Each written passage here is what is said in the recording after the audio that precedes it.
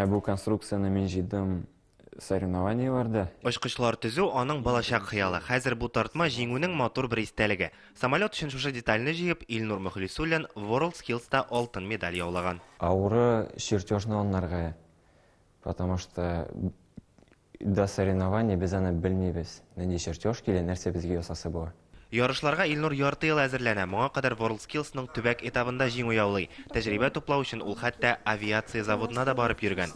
Эш башлагач, менә буранны ясарга.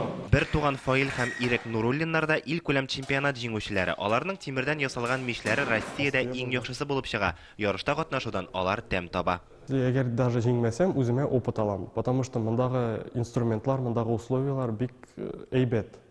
Иң яхшы дия алам да даже. Абыйдан күреп, ул мине кызыктырды, сөйләде, ничек ул кызык, нәрсәләр эшлисең, нинди сиңа киләчәктә ул перспективалар булачак. Хәзер егетләр үз көллиятенең генә түгел, бөтен Татарстанның горурлыгы. Укытучылары Салават Җамалиев та кайчандыр WorldSkills җиңүчесе булган.